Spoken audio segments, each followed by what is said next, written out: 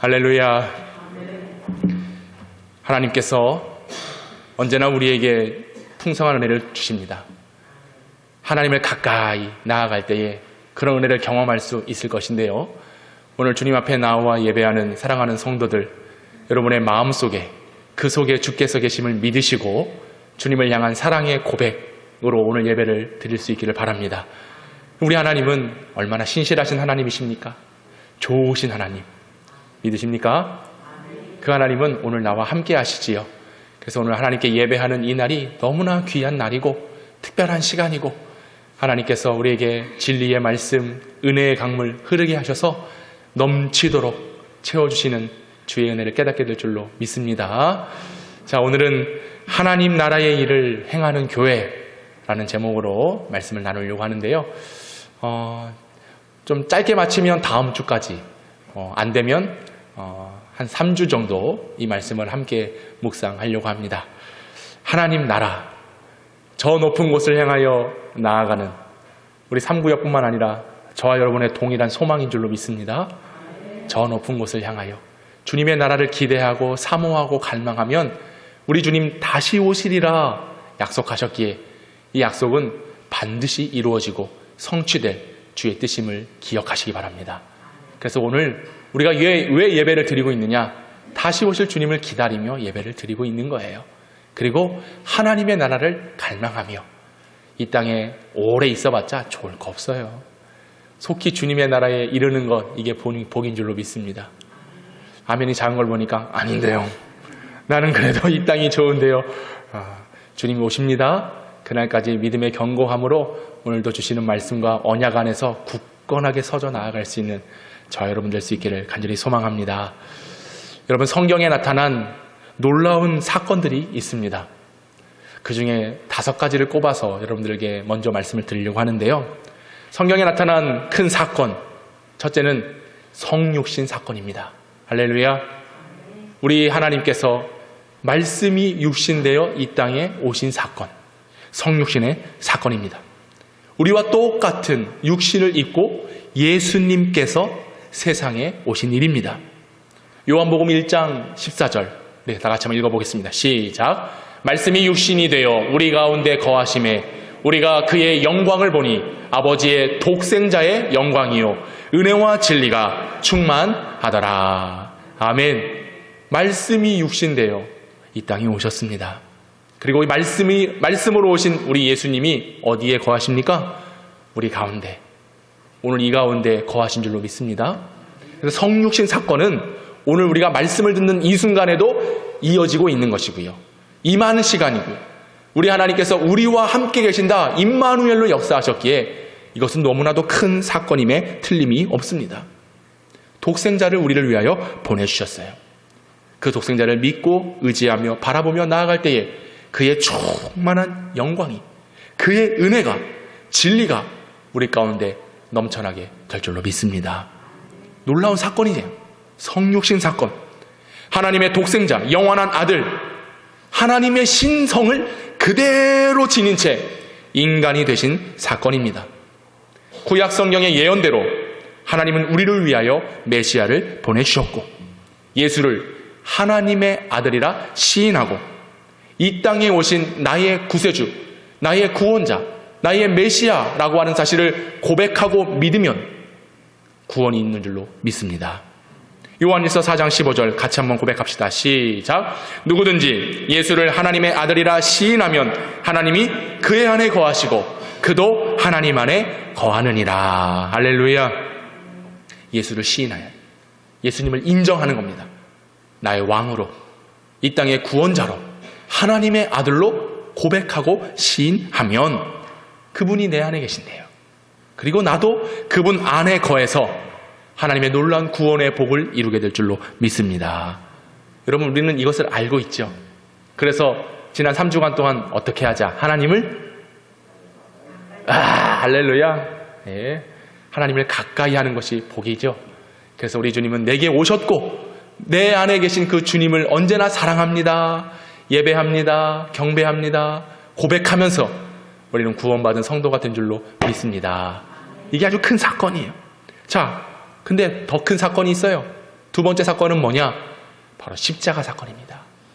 우리를 위하여 이 땅에 오셨고 우리를 구원하시기 위하여 이 땅에 오신 예수님. 그런데 그 예수님이 나의 이 많은 죄를 용서하고 씻어주기 위해서는 다른 방법이 없었어요. 특단의 조치, 바로 십자가를 지셔야 했다라고 하는 겁니다.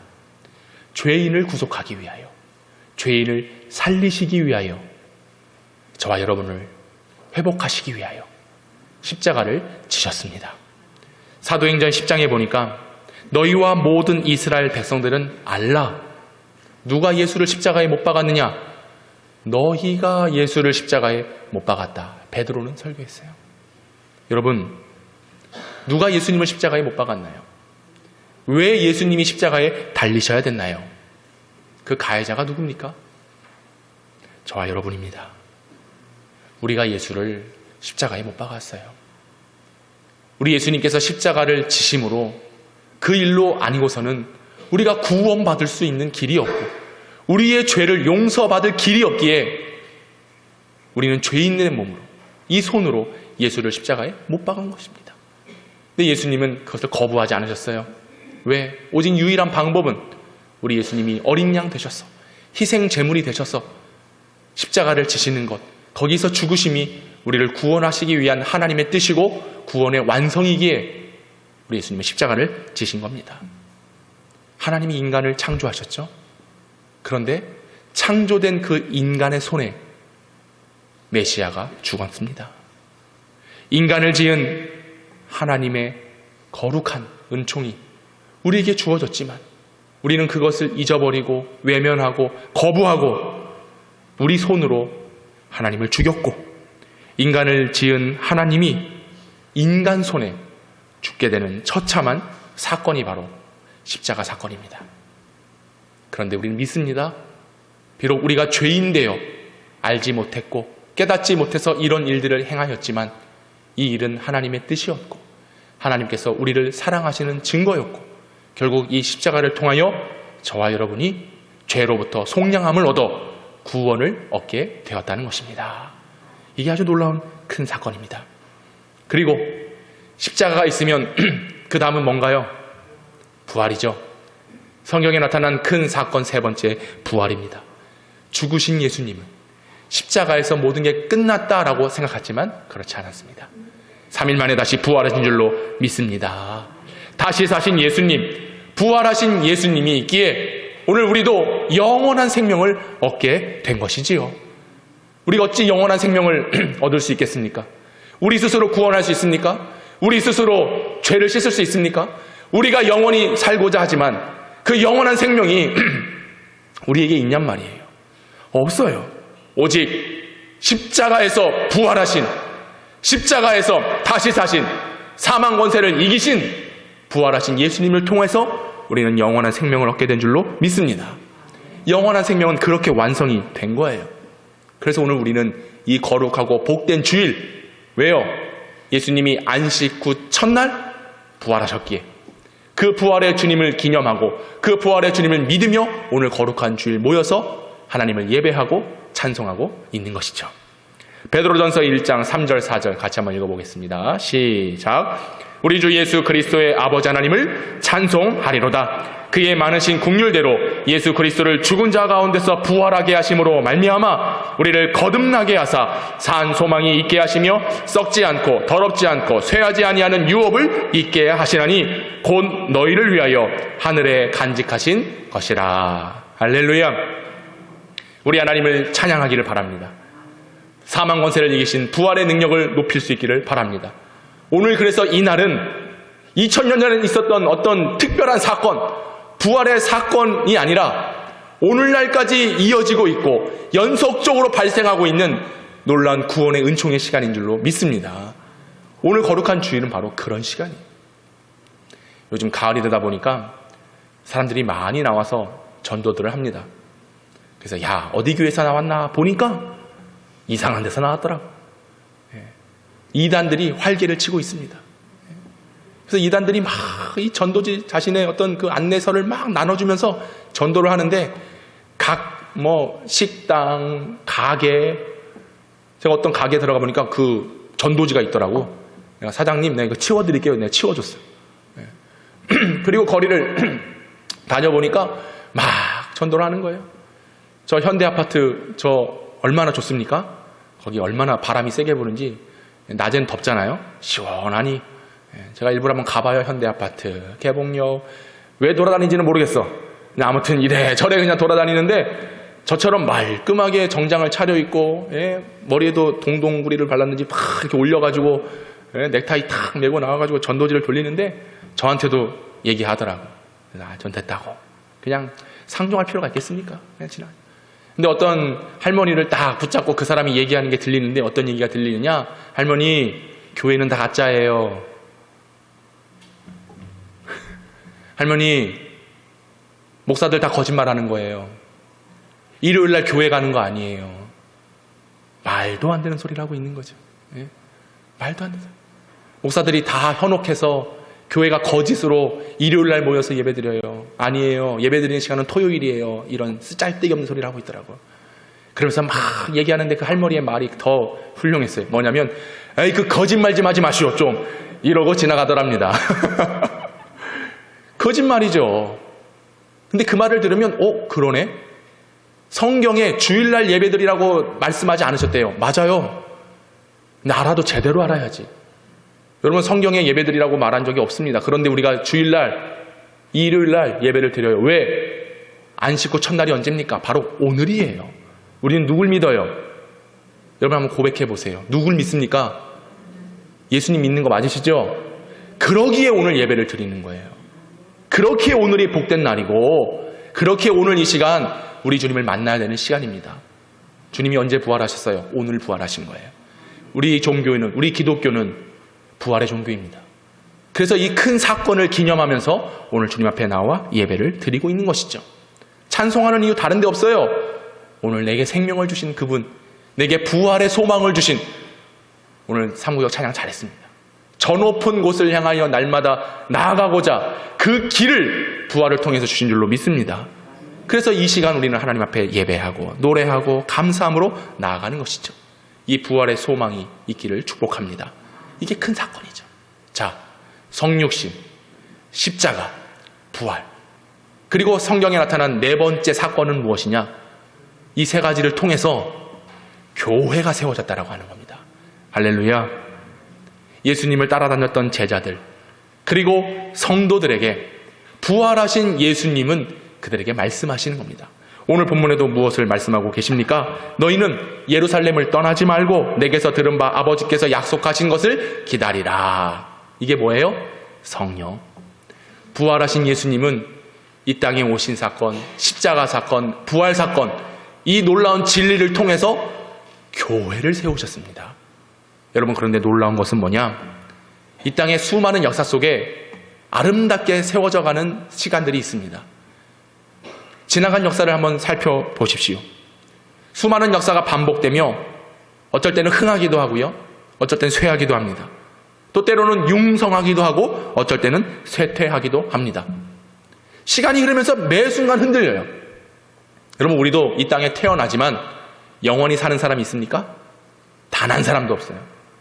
저도 여러분도 육신의 몸을 입고서는 영원히 살 수가 없는 것입니다. 사람의 역사, 사람의 시간은 그런 겁니다.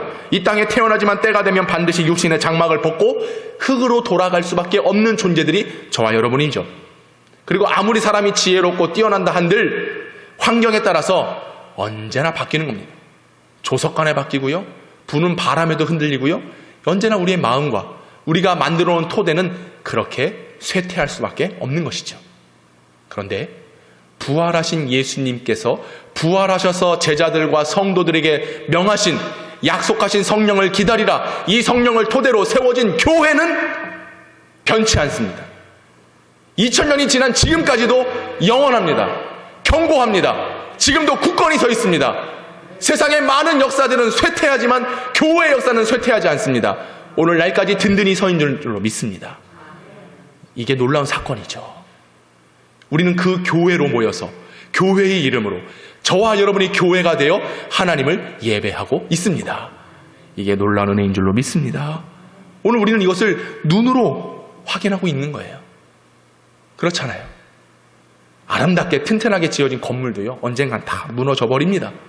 근데 오늘 우리는 눈으로서 이 아름다운 예배당을 식별하면서 이 가시적인 교회, 유형교회의 모습을 갖추고 있는 거 아니겠습니까? 그러면서 또 한 가지, 우리가 예수를 방금 고백했어요. 하나님의 아들이라고. 신앙 고백으로 세워졌고, 이 신앙 고백이에 베드로에게 뭘 말씀하셨어요? 이 반석 위에, 신앙 고백 위에 교회를 세우리라. 할렐루야. 그러므로 흔들리지 않는 거예요. 변치 않는 거예요. 물론 예수님께서 말씀하신 것은 베드로의 그 주는 그리스도시요 살아계신 하나님의 아들이십니다라고 하는 이 신앙 고백 위에 교회를 세우시겠다. 눈으로 가시적으로 확인할 수 있는 어떤 유형적인 교회가 아니라 우리가 눈으로 보이진 않지만 무형교회로서 하나님을 향한 사랑의 고백, 예수를 고백하는 그 시인, 이것을 통하여 당차 오실, 앞으로 오실 주님의 나라에 대한 갈망을 우리가 하고 있는 것입니다. 그래서 주님 오시면 완전한 교회가 이루어지는 거예요. 물론 우리가 보고 있는 이런 유형적인 교회도 결코 무너지지 않지만 이 땅에 주님 오시면 세워질 그의 나라, 무형교회의 역사가 여러분의 신앙 고백, 우리가 함께 하나님을 예배하는 이 처소에서 반드시 이루어지게 될 줄로 믿습니다. 그러므로 주님이 오시는 그날까지 다시 오시리라 약속하셨잖아요. 그 약속의 성취가 이루어지기까지 우리는 끝까지 교회를 지키며 교회된 사명을 감당하며 오늘도 주님을 예배할 수 있는 저와 여러분 될 수 있기를 간절히 소망합니다. 교회가 세워진 역사, 이게 큰 사건이에요. 그리고 마지막 5번째, 성경에 나타난 놀라운 역사는, 놀라운 사건은 무엇인가? 성육신, 십자가, 부활, 교회의 역사가 누구를 향하고 있을까요?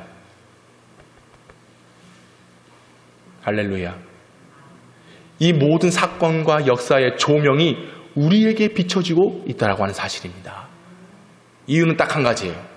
구원하시기 위해서, 영원한 생명을 주시기 위해서, 저 높은 곳을 향하여 날마다 소망하며 나아갈 때에 주님의 나라를 주시기 위해서 주님은 이 땅에 오셨고, 십자가를 통해 죄를 용서해 주셨고, 부활을 통해서 새로운 역사, 새 몸, 새 날을 허락해 주셨고, 그리고 이곳 교회에서 주님의 이름으로 모인 성도들이 주님 오실 때까지 그 구원을 갈망하며 소망하며 나아가면 반드시 이루시는 구원의 역사가 우리의 것이 될 줄로 믿습니다.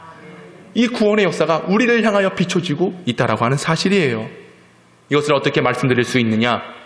하나님의 자녀가 되는 권세를 저와 여러분이 받았다는 것입니다. 참빛, 세상에 와서 각 사람에게 비추는 빛이 있었습니다. 우리는 어둠이지요. 세상 안에 있는 한 어둠입니다. 지금도 여전히 하나님을 예배하면서 우리의 마음을 하나님 앞에 다 내어놓지 못하면 여전히 내 마음과 생각은 어둠에 짓눌리게 되어 있습니다. 죄에 짓눌리게 되어 있습니다. 이 시간도 하나님을 가까이 하고자 하는 마음 없이 성육신의 사건, 십자가 사건, 부활 사건을 믿지 못하고 예수 그리스도를 고백하지 못하면 비록 교회 안에는 있지만 참된 교회로서의 세움을 받지 못하는 것입니다. 그러기에 참 빛이 와서 각 사람에게 비추었습니다. 우리가 해야 될 것은 무엇일까요?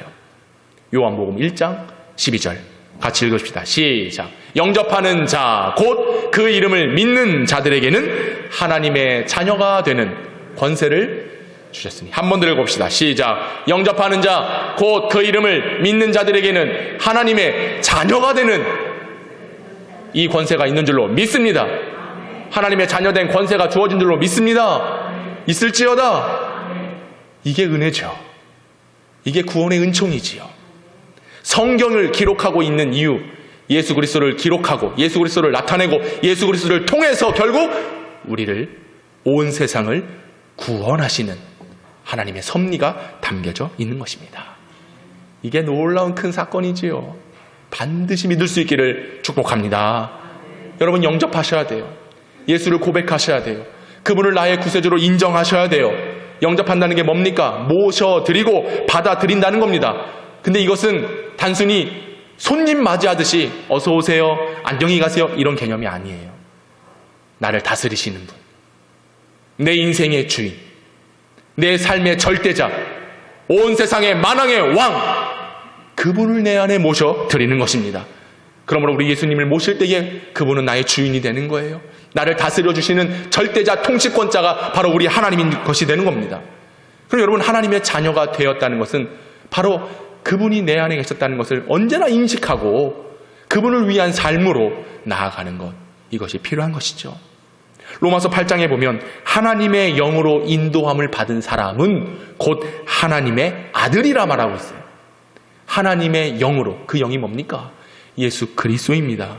그러므로 더 이상 우리는 예수를 믿었기에 무서워하는 종의 영이 아니라 양자의 영을 허락하신 받았기에 오늘 우리는 하나님을 뭐라고 부르냐?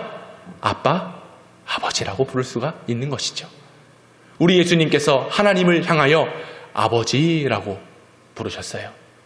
기도할 때도 하늘에 계신 나의 아버지, 우리 아버지, 누가요? 예수님이 하나님을 아버지라고 고백했습니다. 그러므로 그 하나님의 영, 예수의 영이 우리 안에 있으면 우리는 더 이상 종이 아닙니다. 우리는 더 이상 세상의 실패자들, 낙오자들이 아닙니다. 그의 영이 내 안에 있으므로 하나님의 자녀가 되는 권세를 받게 되었고, 이 권세를 가지고 하나님을 뭐라고 불러요? 아버지. 따라해 봅시다. 하나님, 아버지. 할렐루야. 이렇게 고백할 수 있는 게 은혜인 거죠. 우리 안에 그분이 계십니다. 그러므로 우리는 그분을 아버지, 우리의 신분과 우리의 자격과 우리의 권한과 우리의 권세가 한 번에 다 바뀌어버렸어요. 변화되었습니다. 여러분, 그러므로 우리는 비록 오늘날 세상에서 살아가지만 우리는 더 이상 세상에 존재하는 자들이 아닙니다.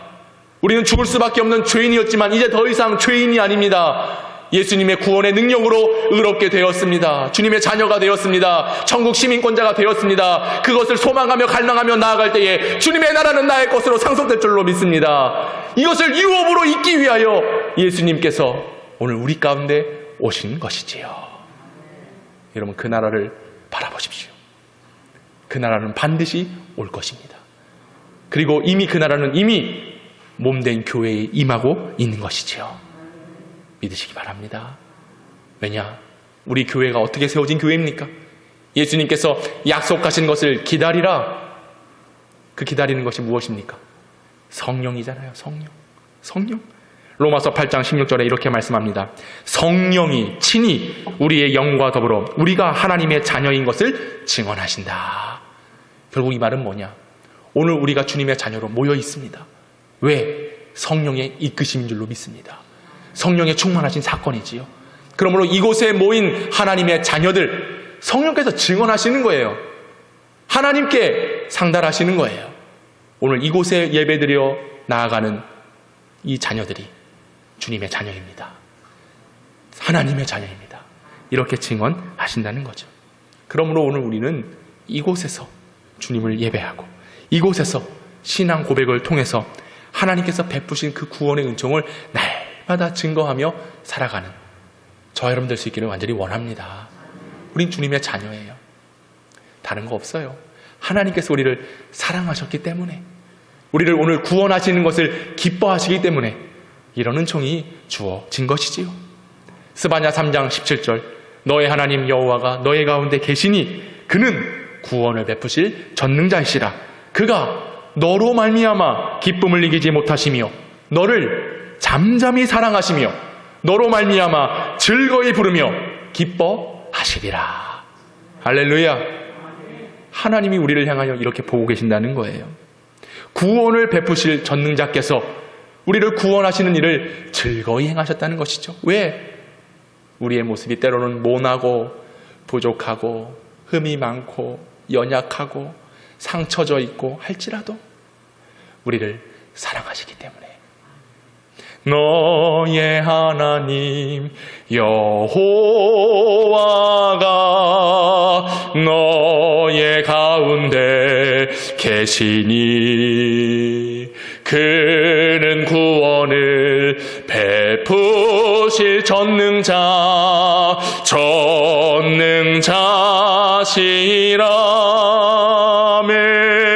그가 너로 인하여 기쁨을 이기지 못하시며 너를 잠잠히 사랑하시리라.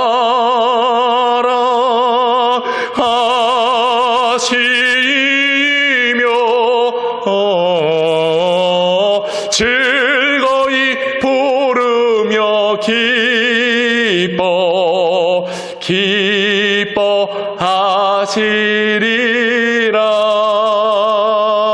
우리 하나님께 영광의 박수 올려드립시다. 할렐루야, 할렐루야. 그의 사랑이 우리를 이렇게 구원하신 거예요. 우리는 그 사랑을 받았기에 오늘 내게 오신 주님, 나를 위해 십자가를 지신 주님, 나를 위해 부활하신 주님, 나를 위해 교회로 초청하여 부르신 주님, 오늘 그 주님 앞에 하나님의 자녀되었다라고 하는 이 놀라운 기쁨으로 승리할 수 있기를 축복합니다. 여러분, 방금 말씀드린 이 놀라운 사건들은요, 오래전에 있었던 사건이 아니에요. 이 사건들은 오늘날 지금도 현재 진행형으로 이어지고 있는 사건입니다. 여러분, 오늘 하나님 나라의 일을 위해 행하자 했습니다. 왜 제목은 이래놓고 자꾸 곁길로 돌아가느냐? 우리가 이것을 알아야 하나님의 나라가 무엇인지, 하나님 나라의 일이 무엇인지를 알 수가 있는 겁니다. 이런 놀라운 은혜로 하나님의 자녀된 권세를 가지고 나아갈 때에 2000년 전에 주어졌던 이 사건의 역사가 오늘날까지 우리를 통해서, 우리 영평교회를 통해서 이루어져야 되고 나타내야 될 사건이라고 하는 것을 우리가 알기 위해서 방금 말씀을 드리는 거예요. 여러분, 이제 우리는 하나님 나라의 일을 행하는 교회, 하나님 나라의 일을 행하는 성도들이 돼야 되는 것입니다. 이 사건은 어느 한 곳에 머물러 있는 것이 아닙니다. 지금도 계속 성령의 역사는 이루어지고 있습니다. 그러므로 지금도 여전히 교회는 세워져 가고 있고, 더디 보이는 것 같지만 지금도 회개하여 돌아오는 수많은 백성들이 있는 것입니다. 그러면 이 사건은 한 기점에 멈춰서 있지 않습니다. 한 부분에 국한되어 있는 것이 아닙니다. 계속해서 이 사건들은 조명시켜져야 되는 거예요. 계속 드러나야 되는 거예요. 부각되어야 되는 거예요. 밝히 나타내야 되는 거예요. 누구를 통해서? 바로 저를 통해서, 여러분을 통해서 이 기적의 역사들이 계속 써져야 된다라고 하는 사실입니다. 예수 그리스도를 중심으로 그 이름으로 모인 교회들이 이제 다시금 일어나 부활하신 예수님께서 제자들과 교회들에게 명하신 하나님 나라의 일, 이 일의 책임성을 가지고 임무와 책임과 사명을 다해서 감당을 해야 되는 거예요. 자, 오늘 본문 3절에 우리 주님 말씀하십니다. 그가 고난받으신 후에 또한 그들에게 확실한 증거로 친히 살아계심을 나타내사 40일 동안 그들에게 보이시며 하나님 나라의 일을 말씀하시느니라. 이제 제자들과 성도들은 방금 말씀드린 이 사건들을 다 받아들였습니다. 그때에 비로소 이 진리를 깨닫고 예수님은 너희들은 이제 하나님 나라의 일을 행할 때가 됐다. 왜냐? 성육신을 알고 십자가를 알고 부활을 알고 교회를 알고 하나님의 자녀가 되었다는 것을 알기에 이제 너희에게 하나님의 일을 맡긴다.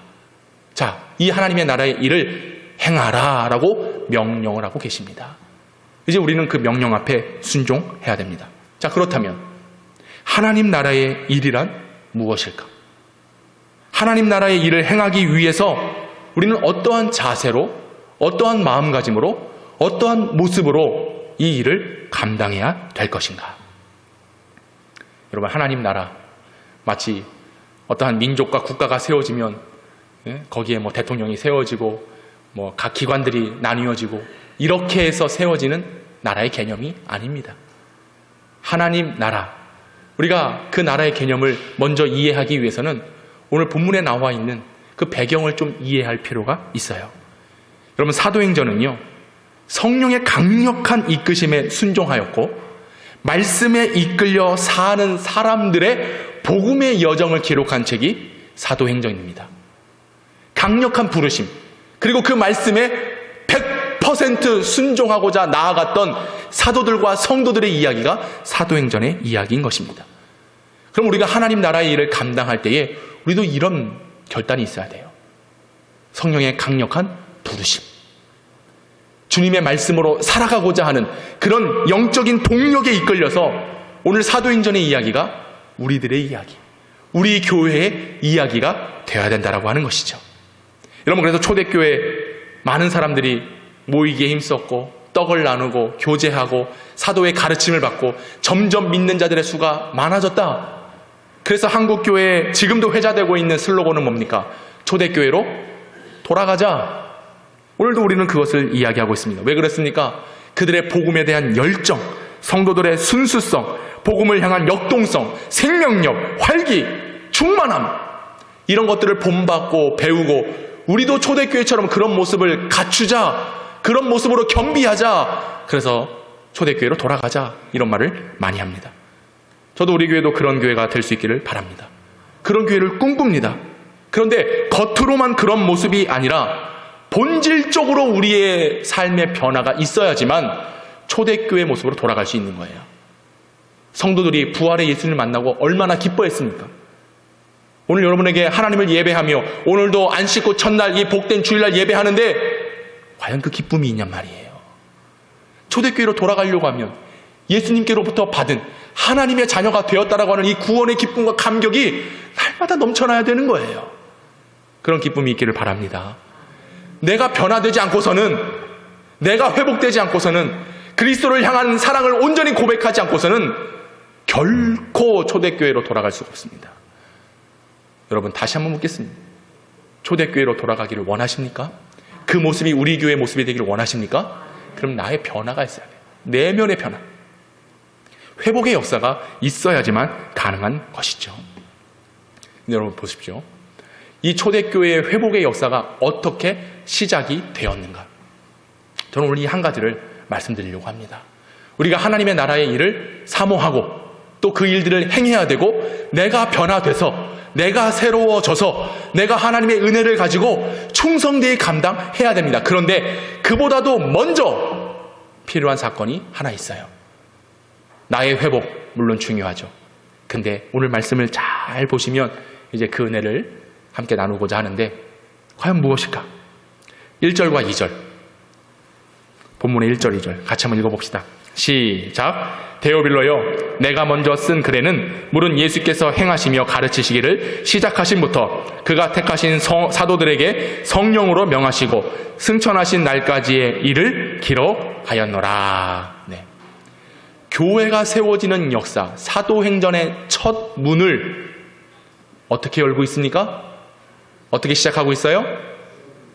예, 데오빌로여 이렇게 시작하고 있습니다. 좀 이상하지 않습니까? 데오빌로 아시는 분, 들어보신 분, 물론 이제 성경을 보면서 들어보시기도 했겠지만요. 오늘 이 너무나도 중요한 이 사도행전의 시작의 문을, 그 첫 단어를 데오빌로여 이렇게 시작을 하고 있습니다. 궁금했어요. 아니 왜 이 놀라운 이 사도행전의 역사가 왜 데오빌로라고 하는 사람으로부터 시작이 됐을까? 여러분 퀴즈 드립니다. 사도행전은 누가 썼을까요? 정답입니다. 훌륭하십니다. 예, 사도행전은 누가 썼느냐? 누가가 썼습니다.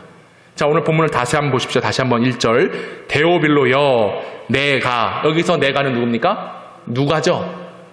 네, 데오빌로여, 내가 먼저 쓴 글에는. 그러면 사도행전이 쓰여지기 전에 그보다도 먼저 쓰여진 책이 있다라고 누가가 얘기하고 있어요? 누가가 얘기하고 있죠. 그럼 누가가 쓴 책, 또 한 권의 책이 있습니다. 뭡니까? 아유, 예, 훌륭합니다. 누가복음. 자, 사도행전을 시작하면서 데오빌로라고 하는 이름을 첫 단어로 지정해서 사도행전의 이야기를 써나가고 있어요. 자, 그러면 누가가 쓴 가장 먼저 쓰여진 이 누가복음을 한번 볼 필요가 있겠죠? 누가복음 1장입니다. 1장 1절로 4절까지의 말씀인데 제가 읽어드릴게요.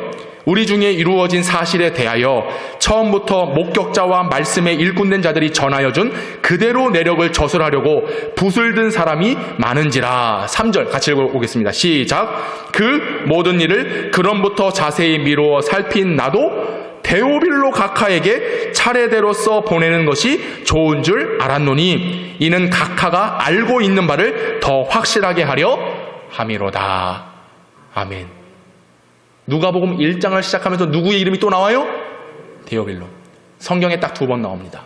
누가복음에 1번, 사도행전에 1번. 아니, 하나님 나라의 일을 이야기하면서 왜 데오빌로라고 하는 사람의 이름을 이야기하고 있을까? 여러분, 데오빌로, 그의 이름은 뜻은 그래요. 하나님을 사랑하는 자, 또는 하나님이 사랑하시는 자, 데오빌로라는 이름은 그와 같습니다. 그래서 이 데오빌로라고 하는 사람에 대한 정확한 어떤 배경을 알 수 없지만 아마도 그는 그리스도의 복음, 그의 이름으로 보아 그리스도의 복음에 심취했었고 또 새로운 진리에 대한 열망이 있었고, 그래서 예수의 소문이 가득했을 때에 부활하신 예수의 소문을 듣고 개종했던 한 성도로 그렇게 추측을 해볼 수가 있는 것입니다. 자, 여기까지는 일반적인 추측이고요. 그리고 성경에 드러나 있는 표면적인 걸로 보아 이 데오빌로는 어떤 사람이냐? 누가복음의 누가는 데오빌로를 뭐라고 호칭하고 있습니까? 데오빌로 각하라고 얘기를 하고 있어요. 이 각하라고 하는 호칭은 무엇이냐?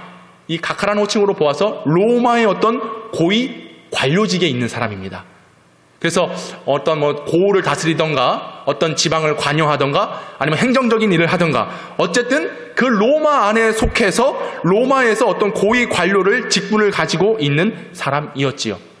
자, 그런데 보세요. 사도행전과 로마 누가복음에 동일하게 이 데오빌로라고 하는 이름을 이야기하고 있지만 누가복음의 데오빌로와 사도행전의 데오빌로의 호칭이 좀 달라요. 자, 누가복음에는 누가가 뭐라고 얘기하고 있습니까? 뭐라고? 데오빌로 각하라고 얘기하고 있어요. 근데 사도행전은 데오빌로 여 이렇게 얘기하고 있죠. 자, 왜 그랬을까? 누가복음을 쓸 당시만 해도 데오빌로는 각하였습니다. 누가와 데오빌로의 관계가 그리 가까운 관계는 아니었다는 거죠. 그러니 그의 호칭을 붙여줌으로써, 이제 호칭을 붙여준다라고 하는 것은 이제 존경하고 높여주고 세워질 때, 그 붙이는 거 아니겠습니까? 저를 박준홍 목사님이라고 하는 것은, 우리 목사님, 담임 목사님 하는 것은 저를 어쨌든 그 목사라고 하는 호칭을 붙여줌으로써 높여주는 거잖아요. 근데 간혹 준홍아 이러면 안 돼요. 박 목사 이렇게 부르면 또 기분 나빠. 그러니까 자, 그런 겁니다. 당시 누가와의 관계가 각하라고 하는 호칭을 붙일 만큼 그런 가까운 관계가 아니었다는 거죠. 그런데 사도행전에서는 그 이름을 쉽게 부르고 있어요. 데오빌로요라고. 여러분, 하나님의 나라는 어떻게 이루어지느냐? 잘 들으세요. 관계로 이루어집니다. 더 자세하게 말씀드릴까요? 하나님의 나라는 예수 그리스도와의 관계를 통해서 이루어집니다. 여기서 아멘이 나와야 되는데, 하나님의 나라는 언제 임하느냐? 내가 주님과 관계를 맺고 있을 때에 주님의 나라가 임하는 것입니다. 예수 그리스도를 통해서만이 주님의 나라에 들어갈 수가 있는 것이고, 예수 그리스도를 통해서만이 하나님의 나라의 일을 알 수가 있어요. 그래서 누가는 하나님의 나라의 일을 증거하면서 데오빌로라고 하는 사람의 이름을 앞세우며 아주 중요한 관계 하나를, 중요한 목적을 향하여 가고 있는 겁니다. 그 목적은 바로 우리가 그리스도와의 관계, 교회와의 관계, 이 관계를 통해서 하나님의 나라가 내게 임하고 주님의 나라가 이 땅에 임하고 이 관계를 통해서만이 주님의 나라에 들어갈 수 있는 것을 기술하고 있는 겁니다. 아주 중요한 대목입니다. 여러분, 하나님의 나라는 어떻게 가나요? 돈으로 가나요? 명예로 가나요? 지식으로 가나요? 어여뻐서 가나요? 잘생겼다고 가나요? 힘으로 가나요? 아니에요. 믿음으로 거듭나야 가는 곳이 주님의 나라입니다. 이 거듭남의 역사는 어떻게 나타납니까? 주님과의 관계가, 주님과의 만남이 이루어질 때 거듭남의 역사가 일어나게 되는 거예요.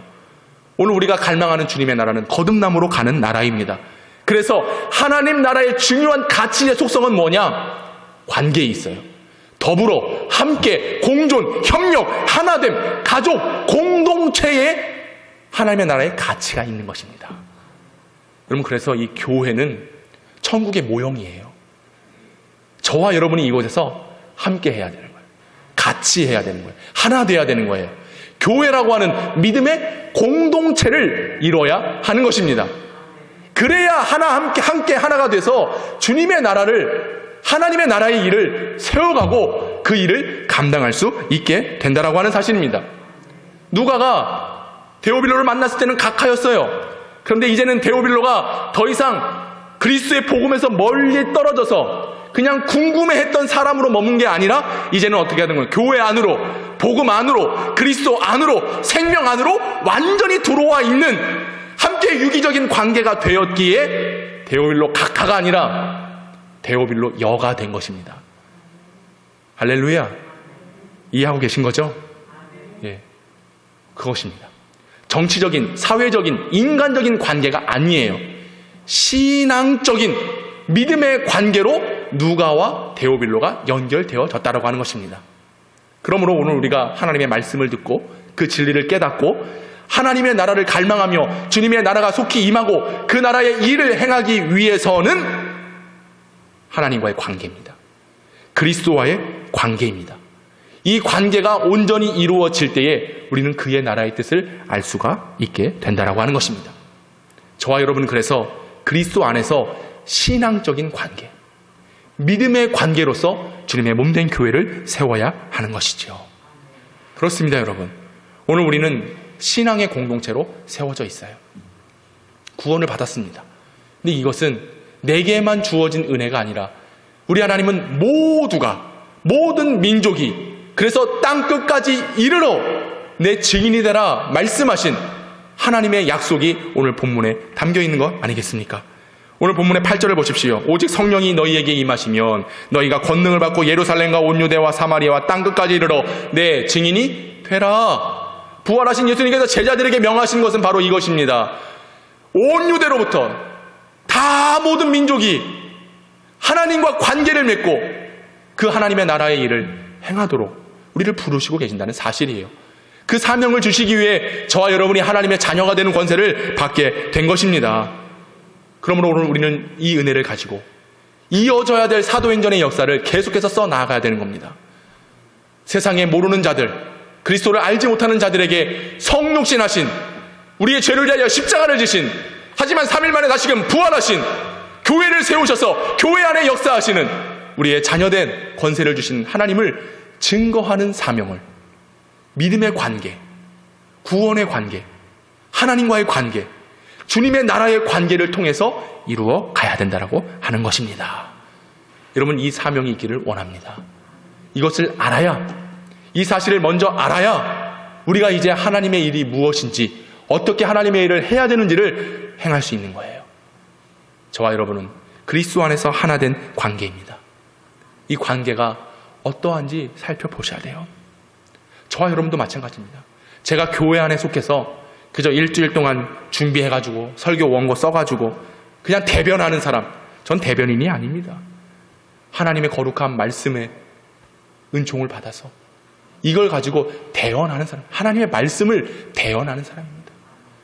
단순히 여기서 한 달에 한 달 월급 받고 사는 어떤 목사의 직업이 아니라 하나님께 부름받은 성직의 은혜로서 이 일들을 감당하고 있습니다. 그리스도와의 종속된 관계예요. 여러분 어떻습니까? 여러분도 일주일에 한 번 나와서 이곳에 앉아서 예배를 드리고 있지만 여러분 이 시간 관람하는 시간이 아니잖아요. 내가 필요에 따라서 청중으로 관중이 되어서 앉아있는 시간이 아닙니다.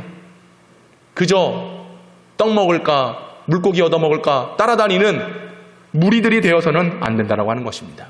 여러분, 우리는 하나님의 부르심 안에서 그리스도의 몸된 교회의 거룩한 성도요, 지체요, 하나님의 권속인 것을 여러분 믿으시기 바랍니다. 할렐루야. 에베소서 2장 19절에 말씀합니다. 너희는 외인도 아니요 나그네도 아니요 오직 성도들과 동일한 시민이요 하나님의 권속이라. 우리는 관계로 이곳에 속해 있는 자들입니다. 우리의 마음이 세상에서 되겠습니까? 우리의 관계가 세상보다 못해도 되겠습니까? 그리스도의 몸된 교회를 세우기 위하여 부름받은 권속이에요. 우리가 이곳에서 하나님 예배하고 주의 말씀을 듣고 그래야 주님의 나라의 일을 감당할 수 있는 것입니다. 나와는 상관없는 것처럼 해서는 안 되죠. 내 교회입니다. 우리 교회입니다. 우리 주님을 섬기고 우리 주님의 말씀 앞에 순종하는 자리가 바로 이곳이 돼야 되는 것이요. 몸은 이곳에 와 있지만 마음과 생각이 다른 데 있으면 되겠습니까? 바람 따라 구름 따라 물 따라 친구 따라 지인 따라 형제들 따라 부모님 따라 그저 왔다 갔다만 하는 신앙생활이 돼서는 안 돼요. 여기서 베델의 하나님을 만나야 됩니다. 여기서 나와 함께 하신 하나님을 만나야 되는 겁니다. 부활의 주님을 만나서 그 주님과의 관계가 어떠한지를 교회를 통해서 확인을 해야 되는 겁니다. 그래야 주님의 나라가 내 안에 임하고 우리 교회에 임하는 것이죠. 형식적이고 습관적인 그 마음에 굳은 살이 있다면 그거 좀 떼버리세요. 딱딱하니 굳어져가지고 언제나 내 스스로 합리화하며 그저 스스로 제한하지 않습니까? 여기까지, 이만큼, 이 정도면, 지금껏 이러는 시간 속에서 주어진 시간 하나님을 더 기쁘시게 하고 하나님께 더 영광 올려드리기에도 부족한 시간에 내 스스로 딱 제한하며 멈춰버리는 거예요. 예배 시간도 딱 거기까지만, 기도 생활도 딱 거기까지만, 순종하고 섬기고 봉사하고 전도하는 것도 딱 거기까지만, 그냥 거기까지만 하는 거예요. 왜? 하나님과의 나와의 관계가 거기까지라고 생각하기 때문에. 거기까지. 점점 가까이. 제가 왜 3주간 동안 하나님 가까이 하자 말씀드리고 또 여러분들이 왜 그렇게 은혜를 받았습니까? 오늘 이 하나님의 나라의 일을 말씀하기 위해서. 그분과 가까이 해야지만 주어진 시간, 주어진 사명을 잘 감당할 수 있는 것이죠. 여러분, 주님께서 나를 위해 오셨다는 것 믿으시지요? 나의 죄 때문에 십자가를 지셨다는 것 믿으시지요? 부활하셨다는 것도 믿으시지요? 그 놀라운 진리로 오늘 교회를 세우셨고 저와 여러분을 각 한 사람 주의 거룩한 성령의 전으로 부르셨다는 것 믿으시지요? 그러면 주님과 더 깊은 관계, 교회와 더 깊은 관계, 말씀과 더 깊은 관계, 이 관계를 통해서 주님의 나라를 여러분의 삶에, 여러분의 가정에, 일터에, 이 민족에, 열방에 세워져 갈 수 있기를 간절히 소망합니다. 그걸 알아야 주님의 나라를 볼 수 있는 거예요. 이제 우리 모두는 하나가 되어야 됩니다. 영평교회 지금까지 쓰여졌던 역사 결코 쇠하지 않고 망하지 않고 오히려 흥하게 더욱더 부흥하도록 주님께서 이끌어 가실 것인데 그렇게 이루실 것인데 저와 여러분의 관계와 하나님과의 관계와 교회의 이 관계를 통해 우리 모두가 하나 되어 주님의 거룩한 나라를 세워갈 수 있는 거룩한 주의 일꾼들이요 주의 백성들이요 하나님의 자녀된 권세를 누리며 살아갈 수 있는 우리 모두가 될 수 있기를 우리 주님의 이름으로 축원합니다. 우리 함께 찬양하겠는데요. 이 땅의 황무함을 보소서. 하늘의 하나님 긍휼을 베푸시는 주여, 이제 우리 모두 하나 되어 이 땅에 무너진 기초를 부흥의 불길로, 진리의 말씀으로, 은혜의 강물로, 성령의 바람으로 다시 쌓게 하여 주시어서 주님의 영광 가득한 부흥의 날 허락해 주옵소서. 우리 같이 찬양하도록 하겠습니다.